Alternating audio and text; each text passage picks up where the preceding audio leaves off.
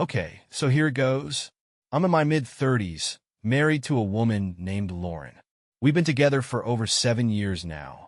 And for most of those years, I thought we were happy. Or at least I was. She's always been a bit, how do I say this? High maintenance, but in that way where it's not super obvious unless you really pay attention. You know the type. She loves the attention. She's always looking for validation, and she has a knack for getting whatever she wants from people. But I never thought anything of it, especially not that she would do something like this. We met when I was in college, and I won't lie, I was pretty smitten from the start. She was the kind of girl you'd see walking into a room, and everyone would turn to look. At first, I thought it was just her confidence, but as we got closer, I realized it was a lot more than that. She's got this magnetic personality that's impossible to ignore, and it's always been like that. She had this incredible ability to charm people. Men, women, everyone. Honestly, I think I got swept up in it all. When we got married, it felt like I was living in a fairy tale. At least, I convinced myself that was the case. I mean, we were both doing well in our careers, living in a nice house, and enjoying life. But the cracks started to show a little while ago. Small things at first. For example, she started going out a lot more without me.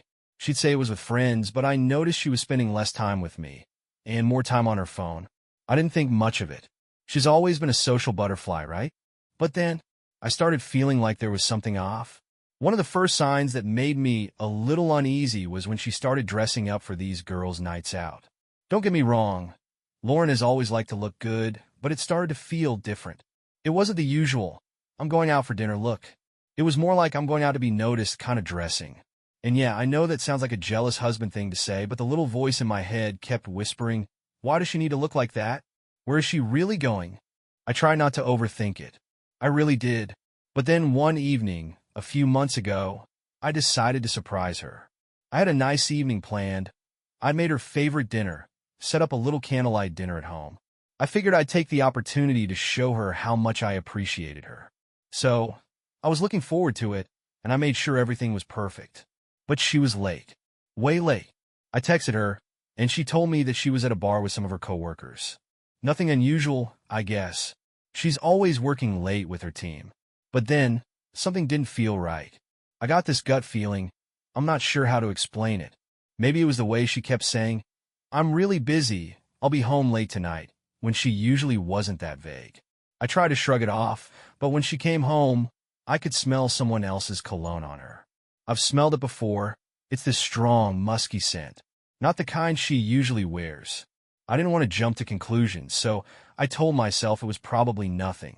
But the smell lingered, and something in my chest twisted every time I caught a whiff of it. I asked her about it casually the next day, and she laughed it off. She said I was being paranoid and that she had hugged one of her male co-workers. Maybe that was the cologne. Yeah, right. She gave me this half-smile, and for the first time, I could feel the distance between us, even when she was right next to me. She's a good liar, I'll give her that. But I could tell she wasn't being entirely honest. Anyway, after that night, things only got worse. She started staying out later and later, making excuses for why she couldn't hang out with me on weekends. And I'm not a fool. I could tell she was putting more effort into looking good when she went out. More makeup, tighter clothes, spending more time on her appearance. I didn't say anything. I didn't want to seem paranoid, but it ate at me. Eventually, I noticed she started getting more defensive. Little things like if I asked where she was or who she was with, she would just brush me off. It was always, stop being so controlling, or you don't trust me enough. I didn't think much of it at first. I thought I was overreacting, but it didn't stop there. So, this is where things really start to fall apart.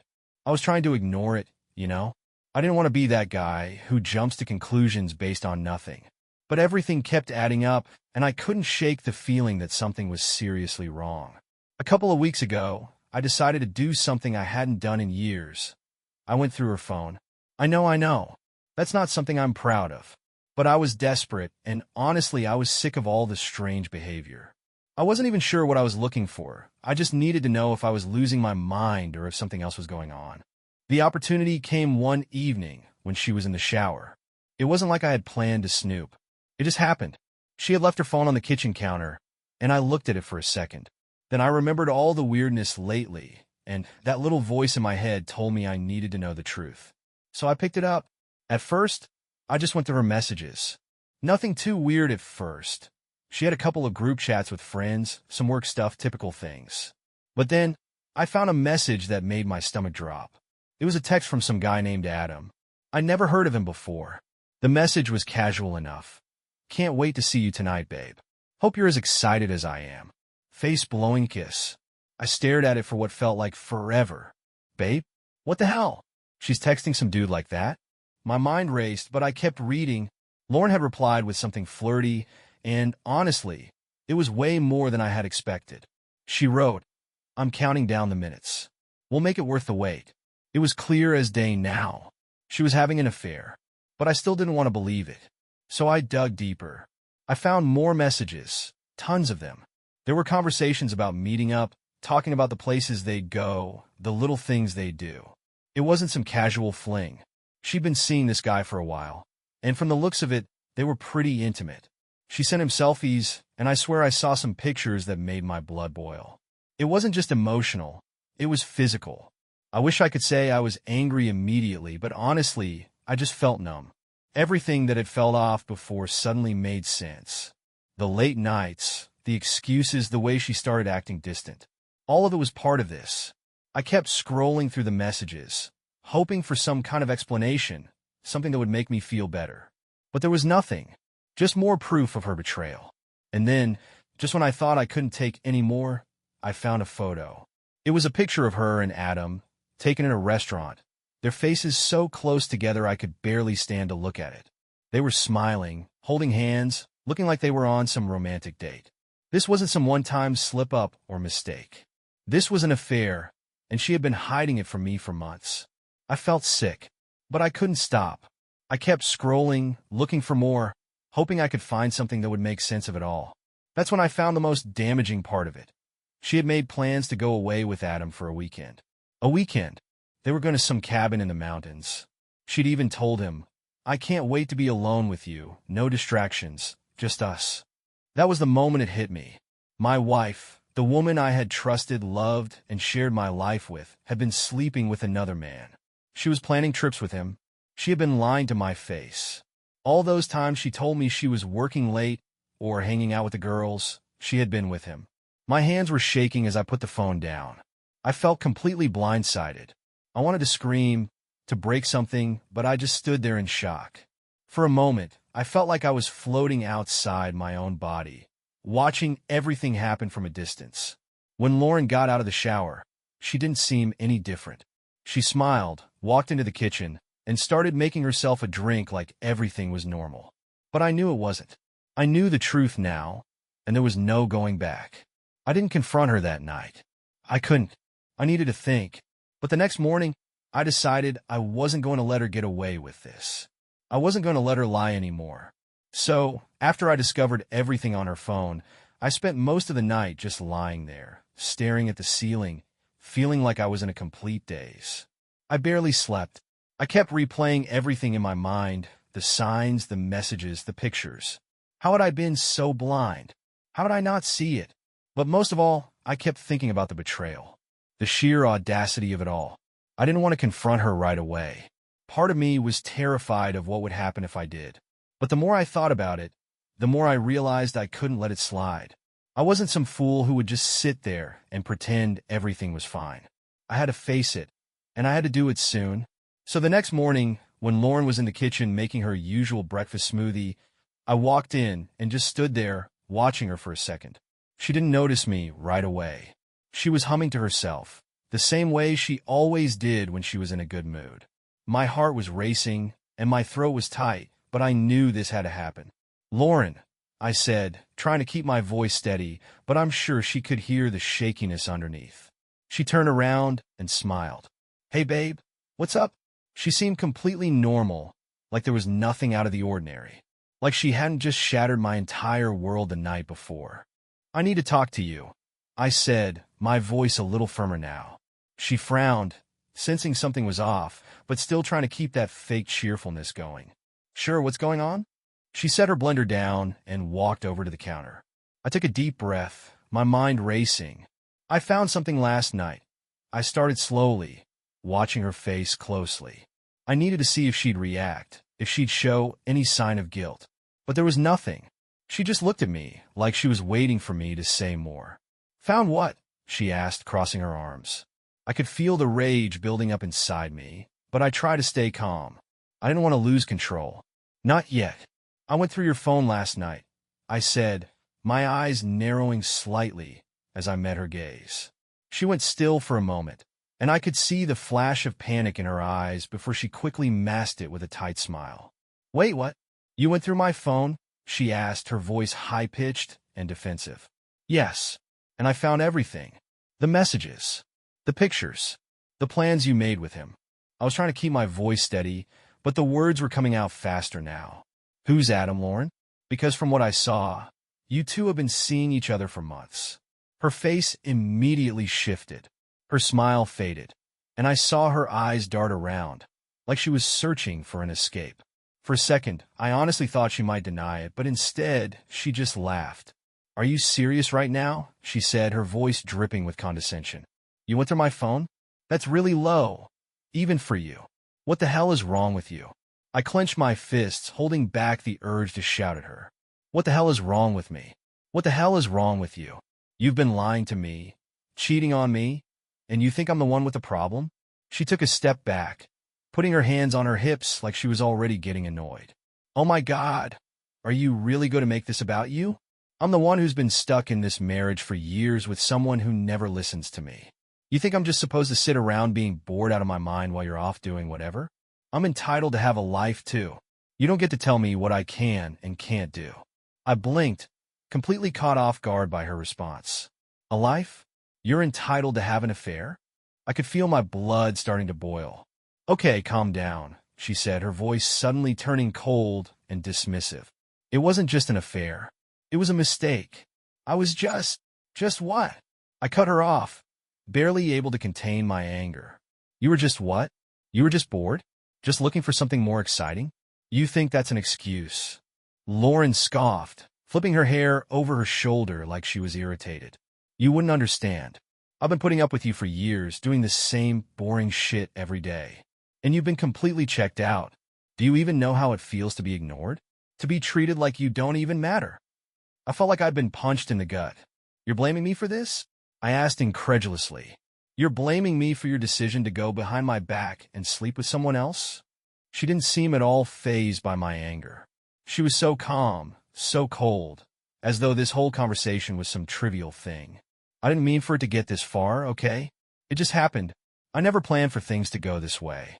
I didn't mean to hurt you." I couldn't believe it. "You didn't mean to hurt me? Lauren, you lied to me. You've been seeing him behind my back, making plans with him, and you're standing here telling me you didn't mean to hurt me. I didn't know how to tell you." She shot back, her voice starting to break. "I didn't want to ruin everything, but you've been so distant. You never pay attention to me anymore, and when I try to talk to you about it, you didn't even care." I shook my head, feeling like I was in a nightmare. "So, instead of talking to me like an adult, you go and screw some guy behind my back, and now I'm the problem?" Lauren threw her hands up in exasperation. "Oh, for God's sake, you're impossible," she snapped.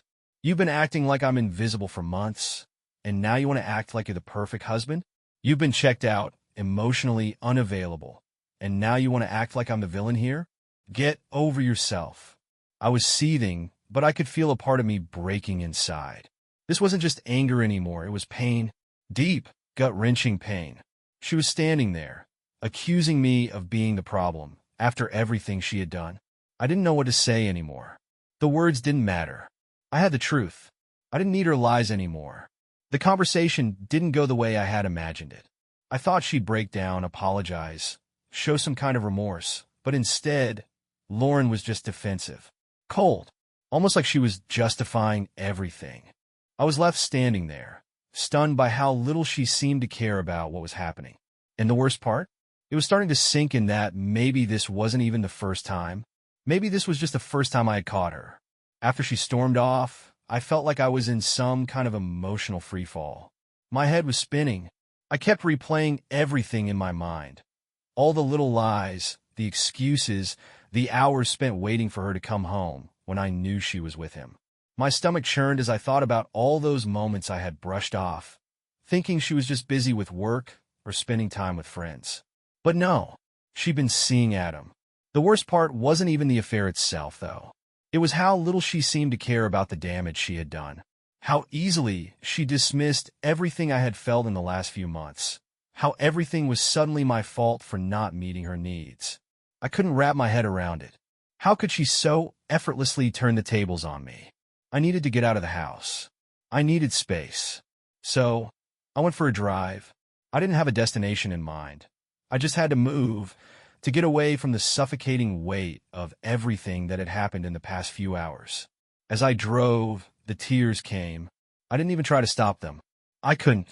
They came in waves like some dam had broken inside me. The anger was still there, but underneath it, a deep sadness gnawed at me. I had trusted her. I had loved her. I had built a life with her. And now, everything felt like it was crashing down. I tried to call a couple of friends. Maybe I needed someone to talk to, someone to tell me I wasn't crazy. But neither of them picked up. I kept dialing, my hands shaking with each call, but all I could hear was the ringing. It was like the world had gone silent around me, like I was completely alone in this. Eventually, I pulled over to the side of the road. I just sat there for what felt like hours, staring out at the empty street. I don't know what I was hoping for. Maybe I was waiting for some kind of answer to just appear, but all I got was silence. When I finally got back home, Lauren was sitting on the couch. She had changed into one of those oversized hoodies she likes to wear when she wants to seem casual, but I could tell she was still trying to act like nothing had happened. Like the past couple of hours had just been some minor disagreement. She didn't say anything when I walked in. She just looked at me with that same fake, pleading expression on her face. The one she always used when she wanted me to feel sorry for her. "Where'd you go?" she asked, her voice soft but with a trace of irritation, like she thought I was being overly dramatic. I didn't want to answer her. I didn't want to engage with her. I just wanted to scream and break something, but I couldn't. I wasn't ready to lose control again. I'd already lost enough tonight. I just stood there for a moment, staring at her. And then, without saying another word, I went upstairs to the bedroom. I had never felt so disconnected from her. This woman, the one I had married, the one I had spent so much time loving, was now a complete stranger to me. The night was agonizing. I couldn't sleep. Every time I closed my eyes, all I could see was the image of her and Adam together, laughing, touching, living this other life without me. My mind wouldn't let me rest. I tried to go over everything, every little thing I had missed, every sign I had overlooked. I thought about how different she had been lately, how distant, how easily she had lied to me. But there was one thought that kept cutting through all the others, and it was this. I had trusted her. I had trusted her with my life, with my future, and she had destroyed it. It felt like my heart had been ripped out, and I was left standing there, looking at the empty space where it used to be. Eventually, I got up and went to the bathroom. I stared at myself in the mirror for a long time, like I was looking for some answer. I was angry, yes, but more than that, I was hurt. I had never imagined that Lauren could do this to me. I thought we were partners, working through everything together. But she had found someone else, someone who made her feel more alive than I did, and that crushed me. I tried to make sense of it all, but there was no sense to be made. The betrayal wasn't just in the affair itself. It was in how she treated me, how she turned everything around and made it my fault, how she never once seemed to care about the damage she had done.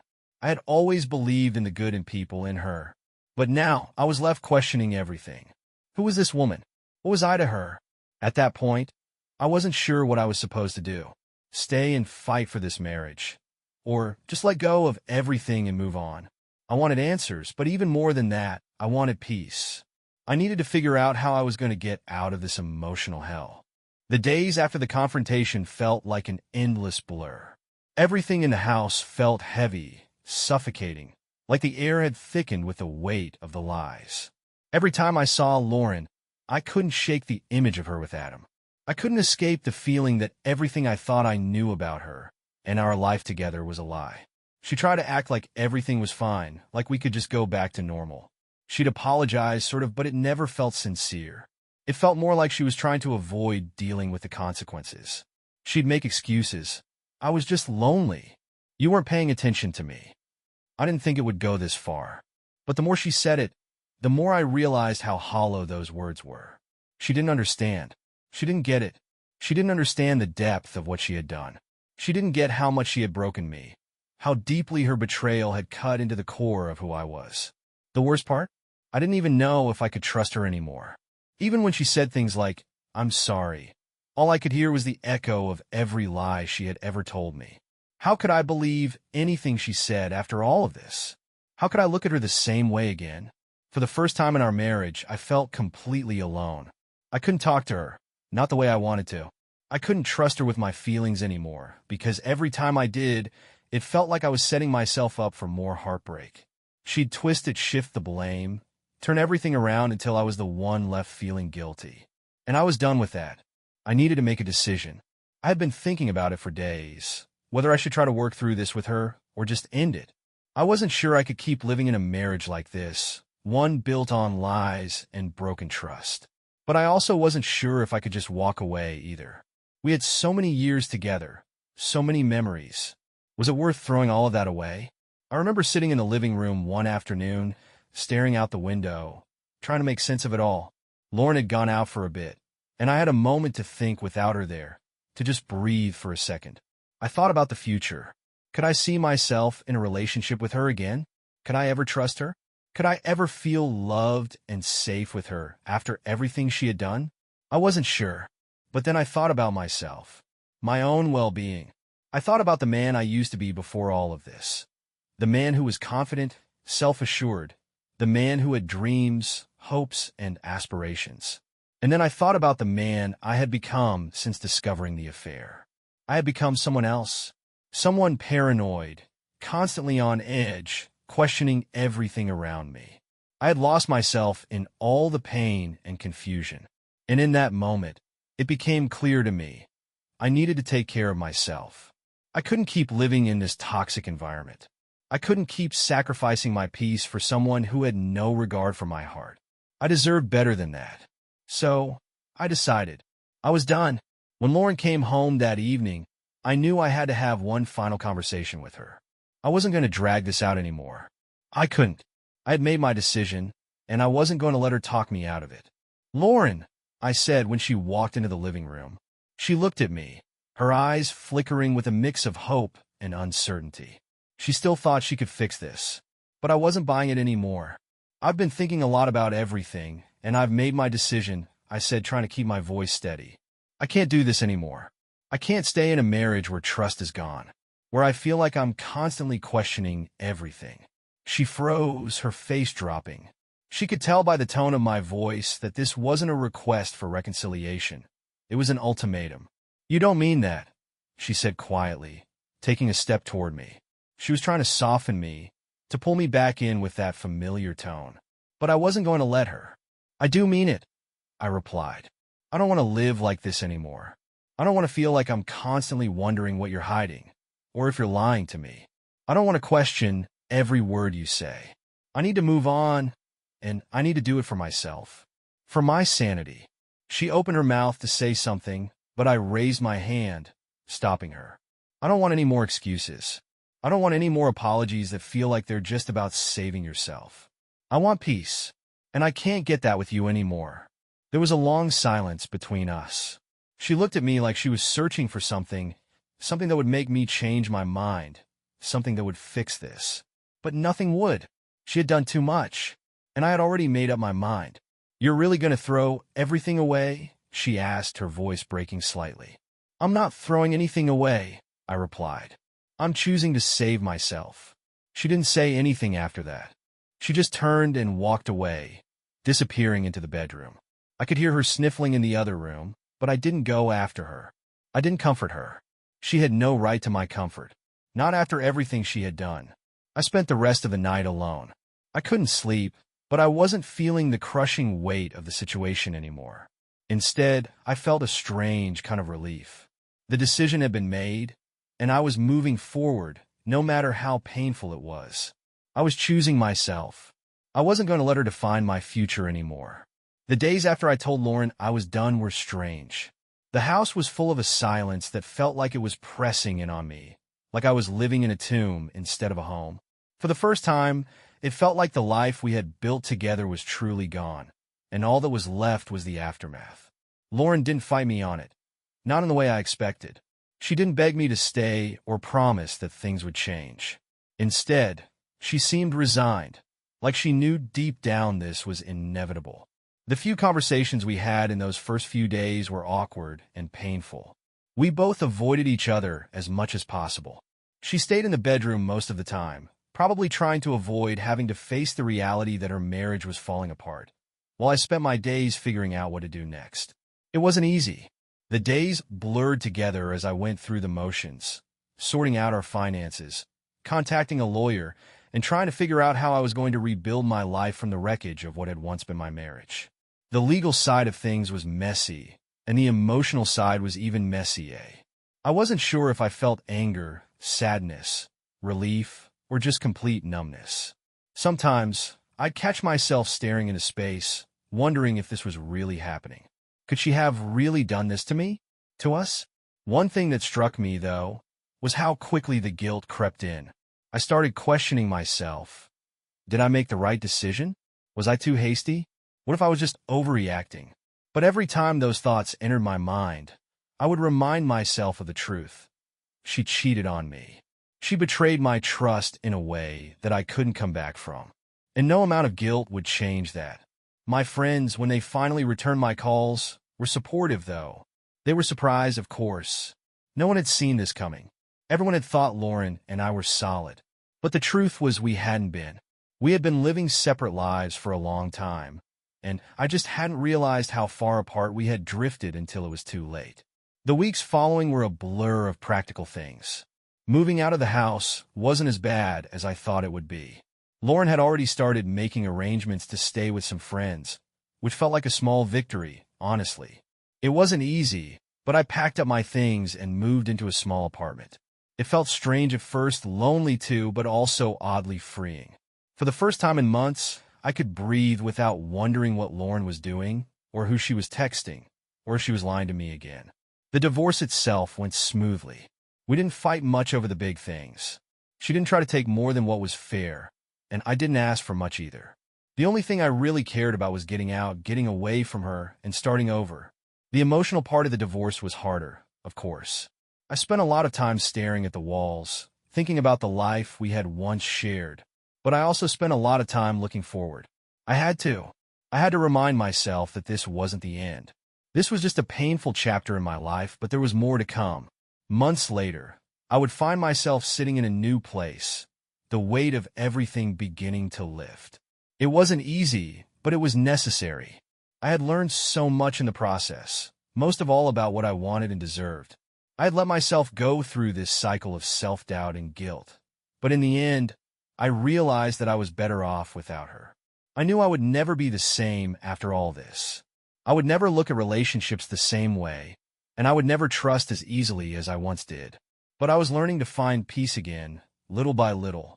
I was rediscovering who I was outside of the role I had played in that marriage. I also learned something important. Never ignore the warning signs. I had brushed off so many red flags, so many moments where my gut was telling me something was off. I ignored the sinking feeling in my stomach because I didn't want to face the reality. I didn't want to believe that the woman I loved would betray me. But trust your instincts. They are usually right, even when you don't want them to be. Another thing I learned is that you are enough. You don't need someone else to validate your worth. If a person can't see that, then they don't deserve to be in your life. It took me a while to come to terms with the fact that I wasn't the problem in this marriage. She was the one who betrayed me, and no amount of self-blame would change that. And the last lesson? Take care of yourself first. It's easy to get caught up in the guilt and the what-ifs, but you have to remember that your happiness and mental health matter. I had to put myself first, even though it felt selfish. But in the end, it was the right choice. To anyone else going through something like this, you'll feel lost, confused, hurt, and maybe even betrayed by yourself. But remember, you are not alone. There is light at the end of the tunnel, even if it's hard to see it right now. It might take time, but you will heal, and you will be stronger for it. It had been almost 2 years since the divorce. The first few months were brutal. I didn't leave my apartment much, Spent a lot of time just staring at the walls, replaying everything that had gone wrong with Lauren. The betrayal, the lies, the emotional fallout. Some days it felt like I was still drowning in it all. But eventually I pulled myself together. I started going out more, reconnecting with friends, and slowly, little by little, the weight of my past began to lift. I told myself I was never going to rush into another relationship. I didn't want to make the same mistake twice. But then I met her. Her name was Sophie, and everything about her seemed different, refreshing, even. She was funny, intelligent, and gorgeous. She had a way of making me feel at ease, like I didn't have to pretend to be someone I wasn't. And for the first time in a long while, I felt myself starting to open up again. We met at a friend's gathering. I wasn't really in the mood to be around people that night, but my buddy Jack convinced me to come out. Jack and I had been friends for years, and he had been a big support system during my divorce, even though he had no idea what to say most of the time. But he was there when I needed him. So, when he said, "Come on, man, just get out for a bit," I figured it couldn't hurt. That's when I saw Sophie. She was standing by the bar, laughing with a couple of people I didn't know, a glass of wine in her hand. She had this effortless way about her, the kind of confidence that didn't come off as arrogant. She didn't need to impress anyone. Her laughter was contagious, and before I knew it, I was walking over to her, introducing myself. "Hi, I'm Ryan," I said, offering a handshake. She looked me up and down with a smile that seemed to brighten the entire room. "Sophie, nice to meet you, Ryan." Her smile lingered for just a second too long, and it felt different from any other woman I'd met in the last 2 years. I don't know if it was the way she looked at me or just the way she carried herself, but something about her pulled me in. We ended up talking for hours that night. We bonded over our mutual love of travel, shared a few stories about our childhoods, and laughed more than I had in ages. She was easy to talk to, and when the night ended, I found myself thinking about her. That felt strange, kind of foreign. Actually, it had been so long since I'd felt that spark with someone. But I told myself not to get ahead of myself. I wasn't ready to dive into something serious. But Sophie made it easy. She reached out to me a few days later. We started texting, and soon we were making plans to grab dinner. I was cautious at first, trying not to rush things, but Sophie seemed so different from anyone I'd met. She wasn't clingy or desperate. She didn't try to manipulate me like Lauren did, and she didn't make me feel like I was walking on eggshells. She was just herself. And for the first time in a while, I felt like maybe I could trust someone again. Maybe I could be happy. We started dating more regularly. Sophie didn't have a lot of baggage, at least not the kind I could see right away. She had a past, of course, but who didn't? She was kind, independent, and we had a genuine connection that made me believe that maybe things could be different this time. Maybe I could finally find a relationship where trust wasn't just a word, but something real. She told me early on that she wasn't looking for anything too serious, and that suited me just fine. I wasn't ready for anything heavy either. But the more time we spent together, the more I realized I was falling for her. She made me laugh. She made me feel good about myself. And hell, I even enjoyed just sitting with her in silence. It was the kind of relationship I'd always dreamed of. No games, no drama, just two people enjoying each other's company. One evening, after a few months of dating, we were sitting in my living room, sipping wine and talking about random stuff. It felt like we were both in a good place, and I was starting to let my guard down, maybe a little too much. I leaned over and kissed her, soft and slow. She kissed me back, her lips warm against mine. It felt like a perfect moment. But as I pulled back, I noticed something strange. Her face had shifted slightly. She looked uneasy, almost distant. It was subtle, but it was there. "Everything okay?" I asked, the concern in my voice making my stomach drop. She smiled, but it didn't reach her eyes. "Yeah, of course. I'm fine." But it wasn't fine. I could feel it. I'd been here before. That feeling, that shift in energy was all too familiar. My gut was telling me something wasn't right. It was a small thing, but I'd learned to trust my instincts after everything that happened with Lauren. But I didn't want to jump to conclusions. So, I let it slide. Maybe I was just overthinking things. Maybe I was too cautious. After all, I had to remind myself, Sophie wasn't Lauren. After that night, I couldn't shake the feeling that something was off with Sophie. It was a tiny thing, just a flicker in her expression, a momentary hesitation, but it stuck with me. I didn't want to believe I was just projecting my own fears from the past onto her. I didn't want to be that guy, the one who couldn't trust anyone because of his baggage. But I also knew better than to ignore my gut, and my gut was telling me that there was something Sophie wasn't telling me. The next few days, I kept a careful eye on her. I didn't want to make it weird by coming off like I was suspicious, but I couldn't help myself. She was a little more distant than usual. She'd text me, but her messages were shorter, less enthusiastic. The warm, flirty energy we'd had seemed to dissipate into something cooler, more distant. The worst part? She didn't seem like she was pulling away from me because of something I had done. She wasn't giving me a reason. She wasn't angry or frustrated. She was just distant. It was subtle, but the change in her behavior was enough to make me second-guess everything. I found myself replaying our conversations in my head, trying to find clues that would explain the sudden shift. Had I said something wrong? Did she meet someone else? Was she just bored of me? My mind was racing, but I tried to keep it together. I didn't want to push her too hard. I didn't want to look paranoid or insecure. I had already been through so much with Lauren. I couldn't be that guy again.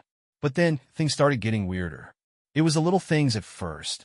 Sophie would cancel plans at the last minute, citing work stuff or family emergencies, but they were always vague.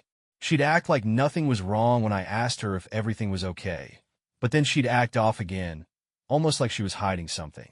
I tried to be patient, thinking maybe she was going through something difficult, maybe she just needed space. But it didn't feel right. One night, after we'd been dating for a couple of months, Sophie suggested we go to dinner. It was something we did fairly regularly, and I was looking forward to it. But when she showed up at my place, she looked different, distracted, like her mind was somewhere else. "Hey, are you okay?" I asked, trying to keep my tone light. She smiled, but didn't meet my eyes. "Yeah, I'm fine. Just been busy. You know how it is."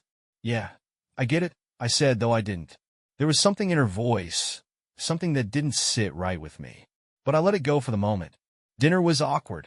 Sophie barely touched her food, and when she did speak, it felt like she was just going through the motions. We'd always had great conversations before, but tonight, it was like pulling teeth. It didn't help that I kept trying to read between the lines, trying to figure out what was wrong. Halfway through the meal, she excused herself to go to the restroom, and I found myself staring at my phone. I don't know why I checked it. Maybe I was hoping to distract myself. Or maybe I just wanted to feel like I had some control over the situation. That's when I saw it. A text message popped up from a number I didn't recognize. It wasn't the first time I'd seen a message from an unfamiliar number, but this one stood out because of the content. It was brief. "You free later? I miss you." My heart skipped a beat. I couldn't stop myself from looking at the name attached to the number. It was a man's name, Jason. I don't know why I thought it might be a mistake. Maybe I was hoping that there was some innocent explanation. Maybe I was still too naive, too desperate to believe that Sophie could be the person I thought she was. But deep down, I knew. I knew what I was seeing. I'd been here before. I was in the middle of processing this when Sophie came back to the table, looking a little disheveled, like she had been rushing. She sat down without saying anything, and I had to force myself not to stare at my phone. My mind was racing, but I tried to keep calm. She smiled weakly, but there was something off about it. I tried to play it cool, pretending nothing had changed, pretending I hadn't just seen that message. But I couldn't. I couldn't stop the thoughts from spiraling. "So, how's work going?" I asked, trying to make conversation, but the words felt empty. She shrugged, pushing her food around on her plate. "It's fine. Busy. You know how it is." I stared at her, my chest tightening. Was she really going to sit there and act like nothing was happening? Was she really going to lie to my face like this? I knew what I had to do. "Who's Jason?" I asked, my voice low but firm. Sophie froze, her eyes wide. She looked like she'd been caught in the act, but she recovered quickly, giving me a tight-lipped smile. "Jason? I don't know what you're talking about," she said, her voice too calm, too practiced. I didn't believe her. Not for a second. "Don't lie to me, Sophie," I said, my voice shaky, but steady enough to let her know I wasn't backing down. "I saw the text. I miss you, right? Who is he?" Her face flushed, and for a moment, I saw a flash of guilt. But then she quickly masked it, putting on a mask of irritation. "Are you seriously going to do this right now?" she snapped. You've been acting all weird lately, and now you're accusing me of cheating? Really? I'm not your ex-wife, Ryan. That stung. Her words were like a slap in the face, even though I had expected something like that. The comparison to Lauren, was that supposed to make me back off? Was that supposed to make me feel guilty for feeling betrayed? No, you're not, I said, my voice tight. But you're sure acting like it. Who's Jason, Sophie? She didn't answer. Instead, she crossed her arms over her chest and stared at me with a look that said everything. If you're going to make me admit it, then fine. But I'm not going to make it easy on you. The restaurant felt suffocating. The soft chatter around us, the clinking of silverware, the quiet hum of music, everything seemed too loud. My pulse was racing, the blood in my ears drowning out everything except for the sound of Sophie's defensive, yet surprisingly calm, response. No, I'm not doing this, Ryan, she said, pushing her chair back. You're making something out of nothing. Jason's just a friend from work. I don't know why you're acting like this. I could feel my hands shaking. Everything in me wanted to yell, wanted to throw the accusations out at her, to demand the truth. But I didn't want to make a scene.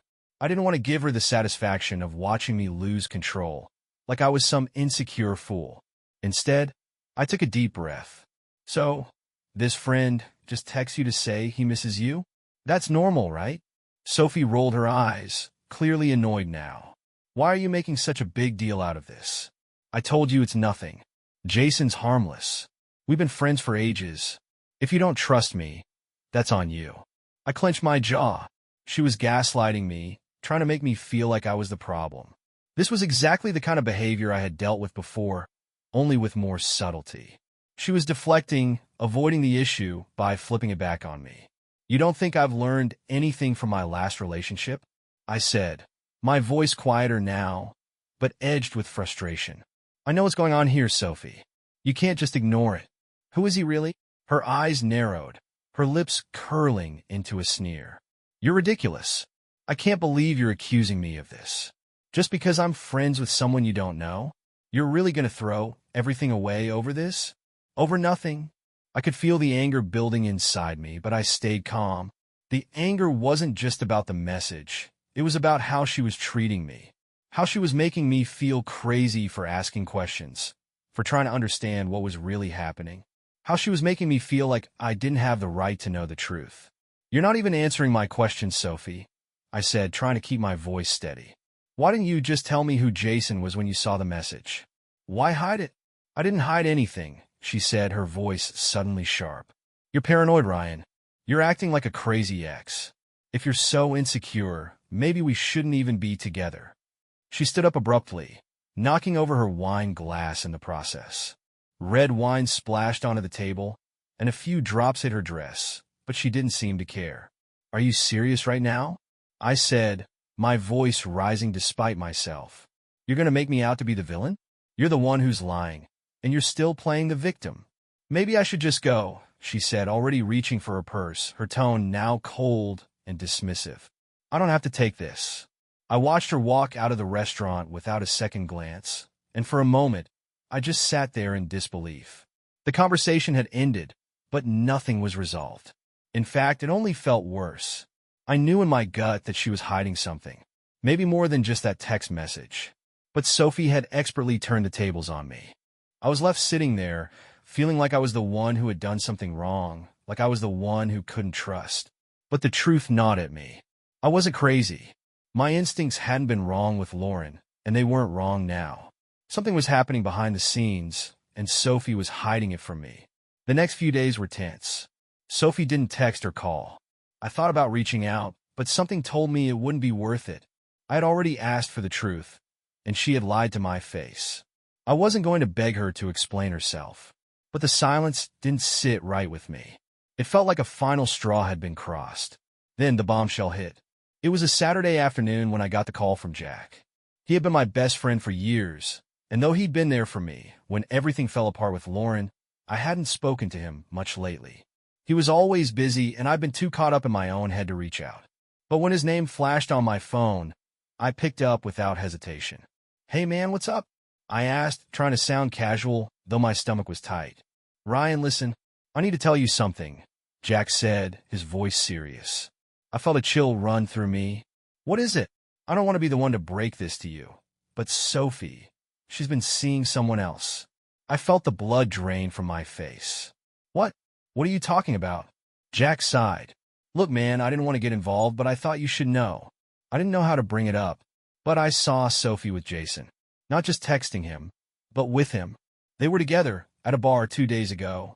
I am sorry. Ma, I really am. I couldn't speak for a moment. My thoughts were spinning. Jason, her friend from work. They were together? That wasn't a coincidence.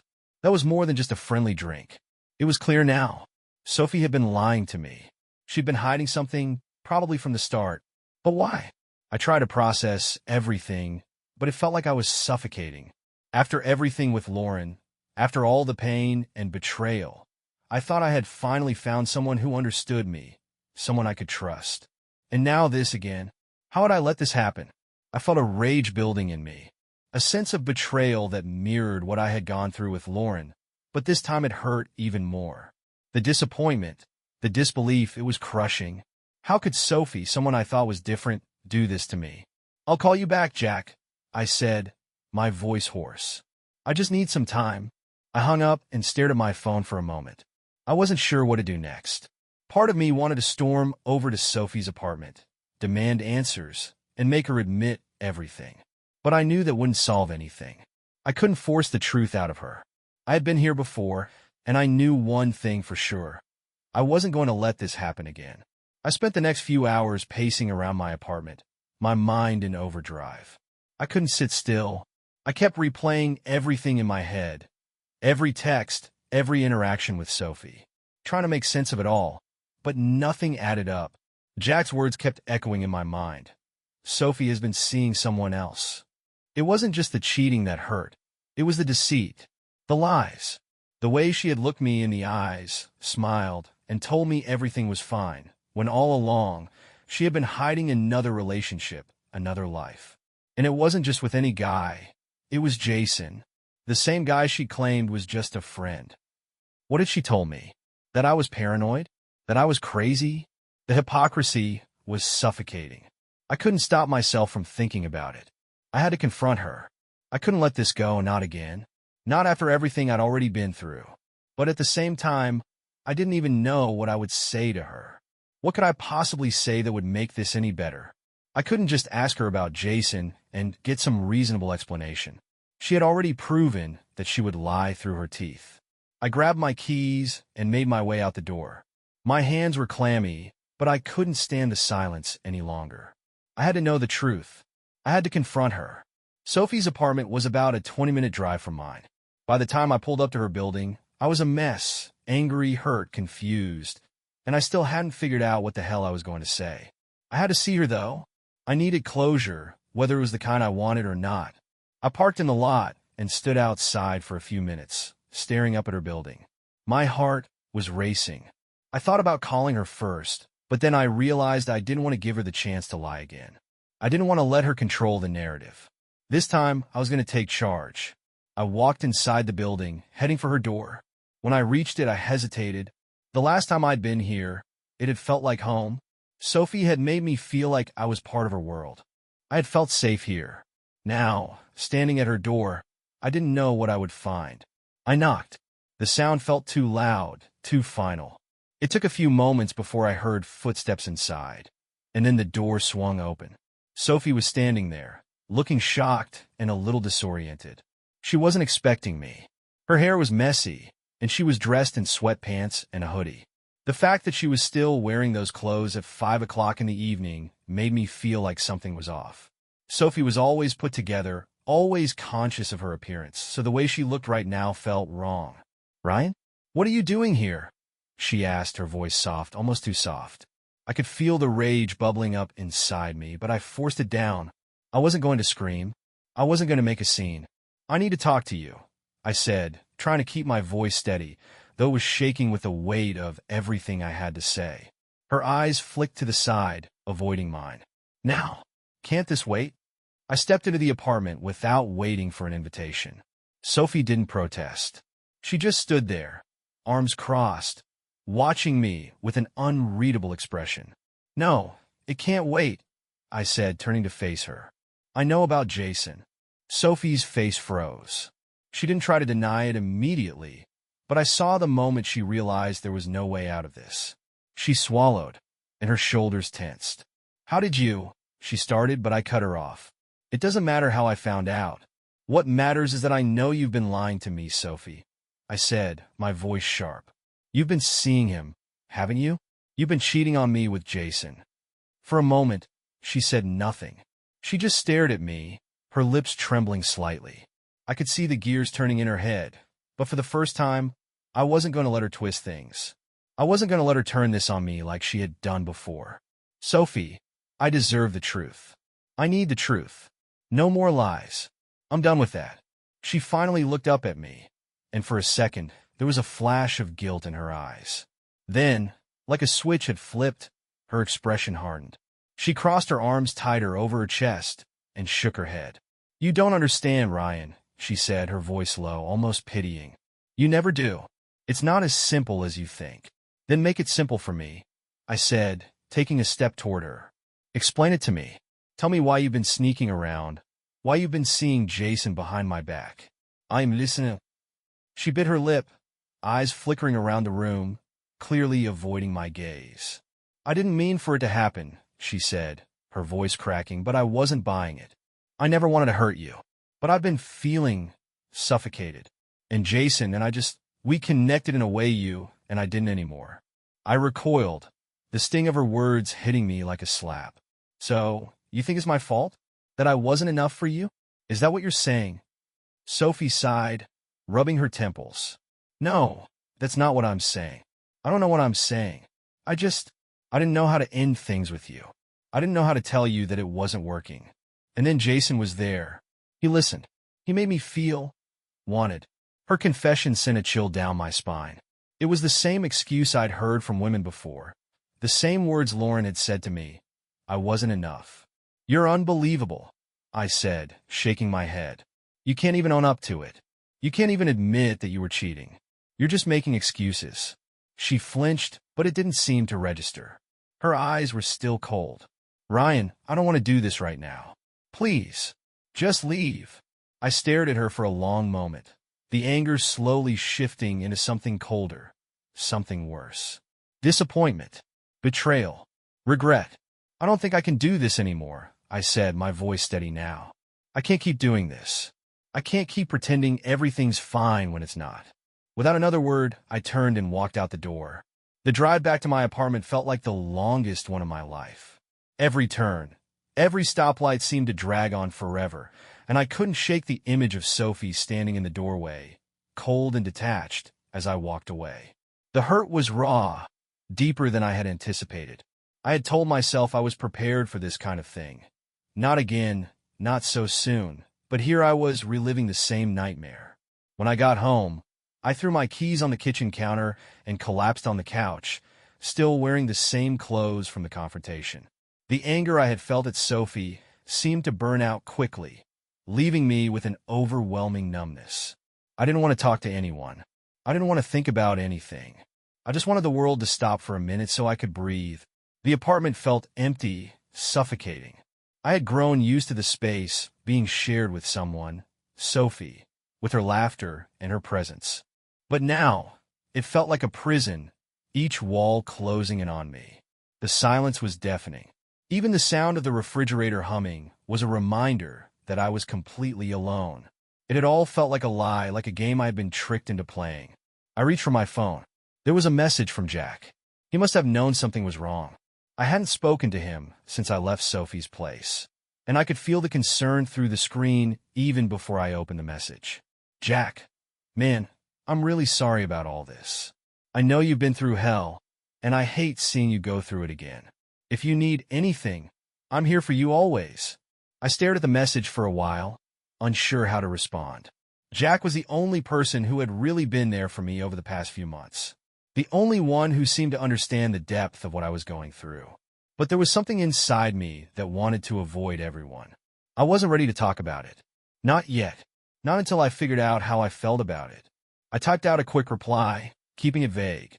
"Me, Thanks, man. I appreciate it. I hit send and tossed the phone onto the couch beside me, too exhausted to care about anything else. The buzzing of a new notification quickly broke the silence. It was a text from Sophie. Sophie, Ryan, please don't do this. You're overreacting. We need to talk about this. I'm sorry. I didn't mean to hurt you.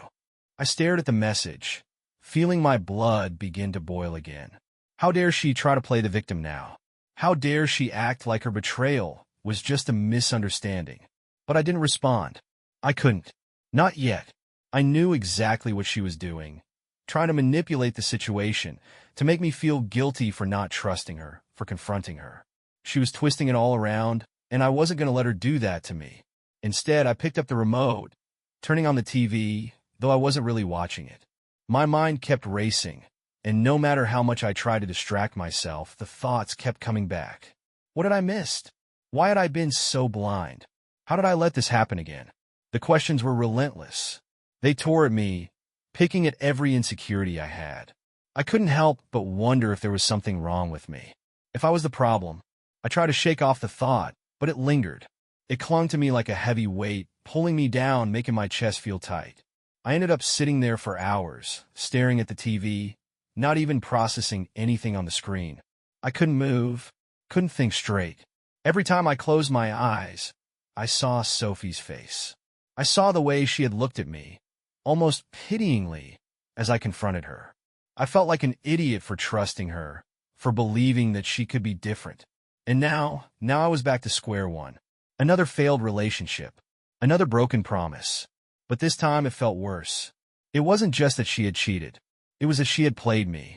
She had lied, and I had bought into it.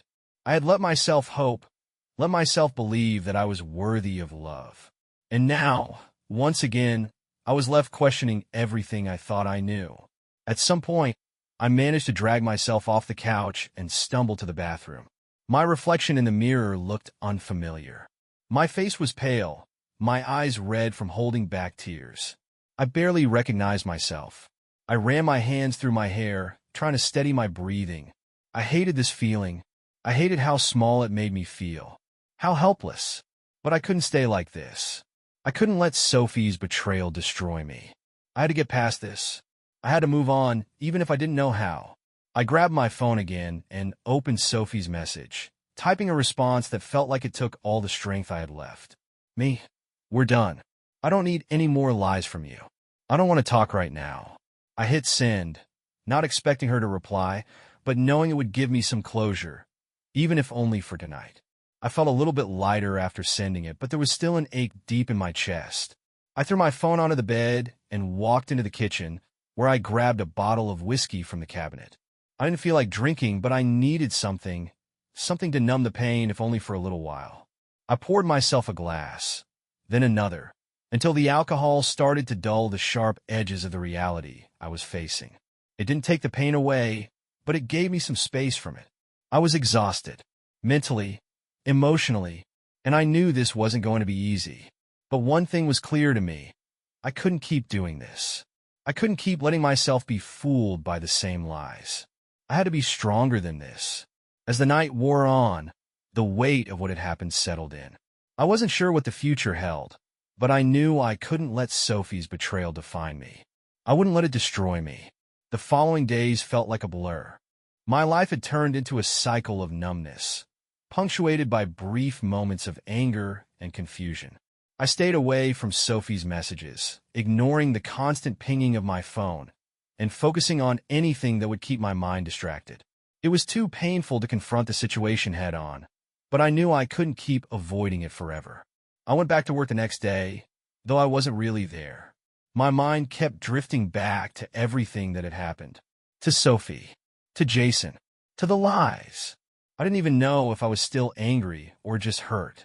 Maybe both. At work, I found myself barely able to focus. My coworkers were nice enough, but their casual conversations felt like they were happening on a different planet. I was stuck in my head, replaying the events over and over. At lunch, Jack called me again. I didn't want to pick up, but I knew I needed to. "Hey man," Jack's voice came through the phone. "You good?" I sighed, rubbing my eyes. "Not really. Everything's just messed up." You've got a right to feel that way, he said. Look, I know it's hard, but you can't keep bottling all this up. Talk to me if you need to. I nodded even though he couldn't see me. I know. It's just, I don't know, Jack. I thought Sophie was different. I thought maybe, just maybe, I'd finally found someone who wasn't going to hurt me. Jack was quiet for a moment.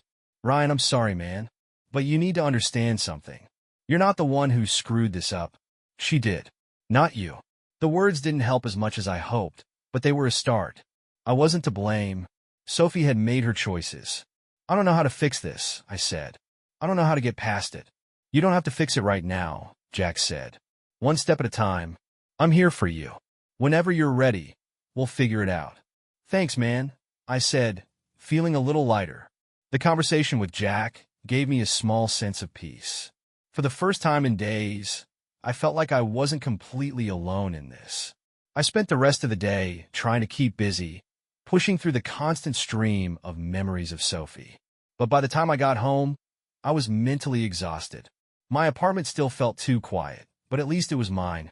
The place was familiar, and though it was a reminder of everything that had gone wrong, it was also a place where I could start healing, even if I didn't know how. As I sat on the couch, scrolling through my phone mindlessly, I noticed an email from a dating app one had signed up for months ago, something I had done on a whim and then abandoned. Do you want to meet someone new? It asked. I hesitated. I wasn't ready to move on yet. Not emotionally, but part of me wondered if I should give it a shot. Maybe a little distraction would help. The idea of dating again felt daunting, but a tiny part of me craved the connection. I needed something different, something that didn't remind me of the past. I closed the app without responding, still unsure of what I wanted. The reality of what had happened with Sophie was starting to settle in. I couldn't keep hanging on to the hope that things could work out. I couldn't go back to that version of myself who kept forgiving, who kept thinking love would fix everything. As the night wore on, I allowed myself to sit with the discomfort. I wasn't going to let Sophie's betrayal destroy my self-worth. I knew that, but letting go of the pain was going to take time, and I wasn't sure how long that would be. For now, I was just trying to move through the days one step at a time. The next few weeks passed in a haze. It was like time had slowed down and sped up at the same time. I had moments of feeling okay, where I thought maybe things were starting to get better, but those moments would always be followed by waves of regret and anger that made me question everything. I kept avoiding Sophie's calls and messages. There were times I almost gave in, almost responded, but then I would remember how she had looked at me, how she had lied to my face.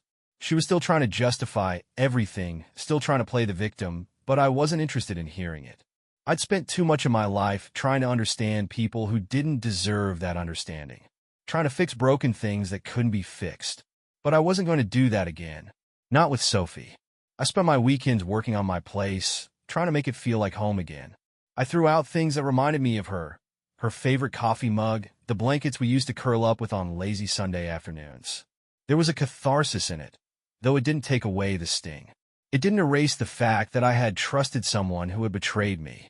Jack was still there for me, always offering support when I needed it.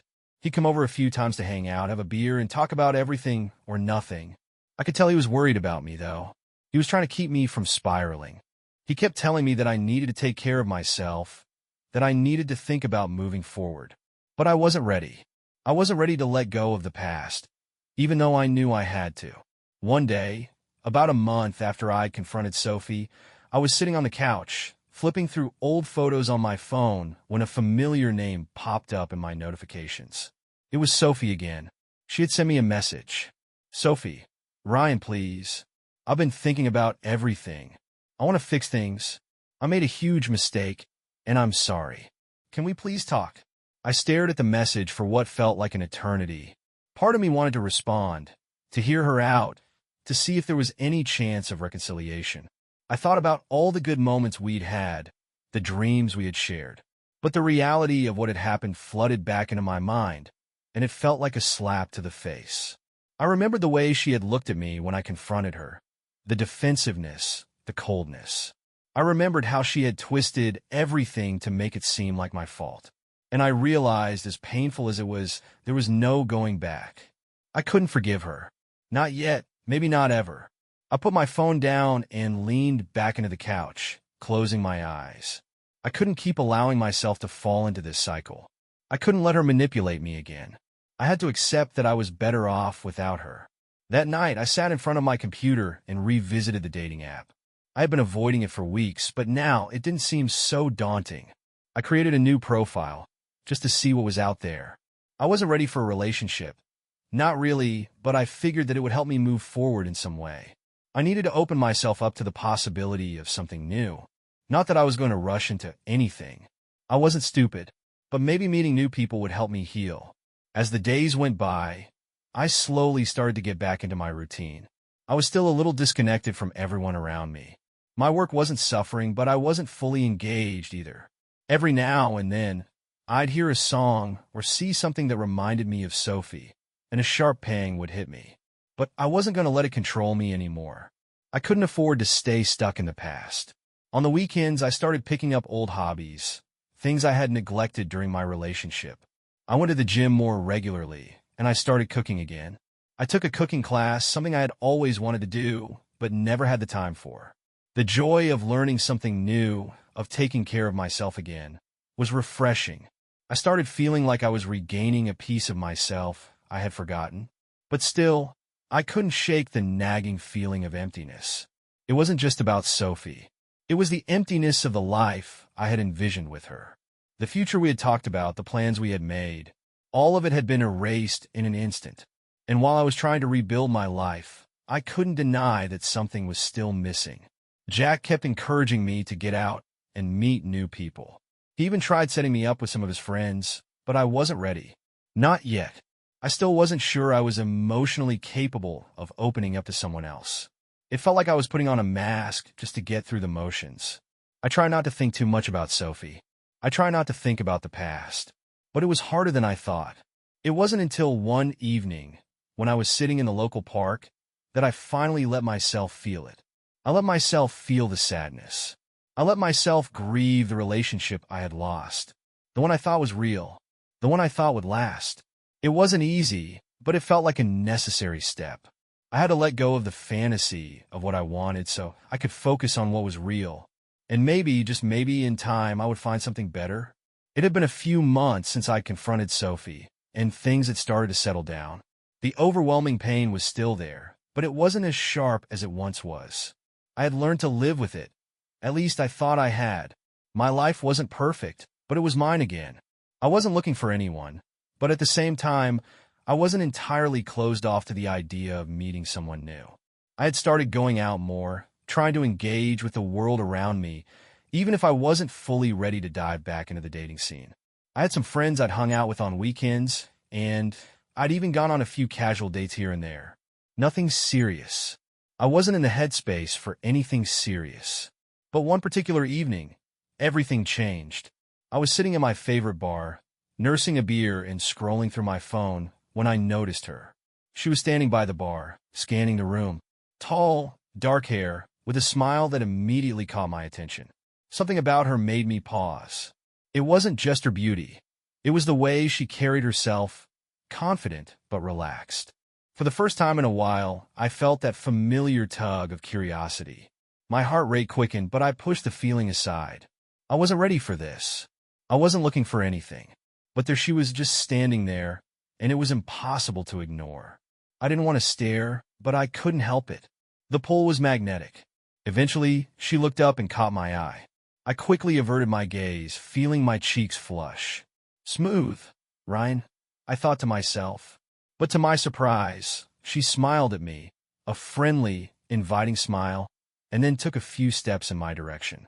Hey, she said, her voice smooth and warm. You look like you're deep in thought. Mind if I join you? I hesitated for a second, unsure if I should open myself up to another conversation. But something about her felt different, refreshing. I gestured to the empty seat beside me. Sure, I said, trying to sound casual. I don't mind. She took a seat, and we exchanged pleasantries. Her name was Rachel, and she was in town for a few days visiting a friend. She was easy to talk to, and the conversation flowed effortlessly. We laughed, talked about our lives, our favorite things to do in the city, and eventually we started talking about relationships. I wasn't ready to dive into my past, but I found myself opening up to her in ways I hadn't expected. It wasn't like I was spilling my heart out, but I talked a little about how I'd been in a bad relationship recently, how it ended poorly. She seemed genuinely interested, but she didn't press me for details. That was a relief. Rachel, on the other hand, was incredibly open. She told me about her own experiences, how she had recently ended a long-term relationship because it wasn't working. I could tell she was being honest, and the way she spoke about it didn't feel like a sob story. She was upfront and seemed emotionally mature, which was a welcome change. As the night wore on, we moved on from talking about our past relationships and started sharing stories about our lives. It felt so easy, so comfortable. For the first time in months, I found myself genuinely laughing. It felt good to connect with someone, even if it was just on a surface level. As the bar started to empty out, Rachel and I exchanged numbers. She said she'd love to stay in touch, and I agreed, though I wasn't sure what to expect. I had no illusions that this was some kind of rebound thing or that it was going to lead to something serious.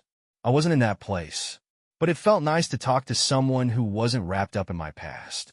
It was like I had a chance to be myself again, without all the baggage. We said goodbye, and I walked back to my apartment with a strange mix of emotions. Part of me felt guilty, like I was betraying myself for even considering the idea of moving forward. But another part of me felt hopeful. Maybe I wasn't completely broken after all. Maybe there was something good on the other side of all this pain. The next few days, we texted occasionally. Rachel was easy to talk to, and it was nice to have someone to chat with. But I was still cautious. I didn't want to rush into anything. I wasn't even sure if I was ready for more. But she seemed genuine, and I couldn't ignore the chemistry we had shared. But as I sat there, reflecting on everything that had happened with Sophie, I realized how much work I still needed to do on myself. I had barely begun to unpack all the emotional baggage I was carrying. I couldn't expect someone else to fill the void that Sophie had left. And yet there was something about Rachel that felt different. I knew I couldn't just ignore that. But was I ready? Was I prepared to open myself up again? I wasn't sure. But for the first time in a long time, I felt like I had the chance to figure it out at my own pace. The days following my night out with Rachel were a mix of uncertainty and hope. I couldn't deny that there was something about her that made me feel good, something easy and light that I hadn't felt in months. But the more I thought about it, the more I realized that there was a part of me still holding back. I wasn't sure if it was the scars from my past relationship with Sophie or just fear that maybe I wasn't really ready to be with anyone, at least not in the way I thought I should be. Rachel and I continued texting and even planned to meet up again for drinks the following weekend. It felt nice to talk to her, and our conversations flowed naturally. We shared stories and joked around, and for a while, it was easy to forget all the crap that had gone down with Sophie. I felt a little lighter, but that nagging doubt still lingered, always in the back of my mind. On the day of our second date, I got ready with a sense of unease in my stomach. It wasn't that I wasn't excited to see Rachel again. It was more that I couldn't shake the feeling that I was moving too fast. What if I was doing this because I was lonely? What if I wasn't really ready for something new, and I was just looking for a distraction? I had learned the hard way how messy things could get when I ignored my instincts. Still, I went. I couldn't deny that I was curious to see where things could go. It wasn't like I was looking for anything serious, but I liked Rachel. She seemed genuine, and at least she wasn't trying to make me feel like I had to be someone I wasn't. So, when I arrived at the bar, I pushed aside the doubts and tried to focus on the moment. Rachel was already there, sitting at the bar, looking relaxed and casually beautiful. She smiled when she saw me, and it made me feel more at ease. It was nice to be around someone who made me forget about the noise in my head. We talked for a while, exchanged some more life updates, and laughed over shared experiences. The night was progressing, just like our first meeting, easy and fun. But as the evening wore on, I started noticing some things that began to set off a few alarms in my head. Rachel seemed to have a lot of attention from other guys in the bar, more than I had expected. There were a couple of them who would come up to her and strike up conversations, and she was friendly and engaging with them. At first, I chalked it up to her being a sociable person, but as the night went on, it started feeling a little off. I wasn't the type to get jealous, but I started feeling that familiar unease, an emotion I hadn't had to confront in a long time. I brushed it aside, reminding myself that I wasn't really attached to her in any serious way. We were just two people casually hanging out. But when one guy lingered a little too long at our table, I felt a pang of discomfort I couldn't ignore. Rachel didn't seem bothered by it, laughing and chatting him up as though I wasn't even there. It wasn't that she was being rude or inappropriate, but it didn't sit well with me. I was here, sitting right across from her, but I felt like a third wheel to her interactions with everyone else. I kept my thoughts to myself for the rest of the night, but when we said our goodbyes, I was left with a strange feeling I couldn't quite shake. I told myself it was nothing, just my own insecurities creeping up. But the unease lingered well after I got back to my apartment. Over the next few days, Rachel and I continued to text, but the vibe had shifted. It wasn't that things had gone wrong, but I started noticing inconsistencies in her messages.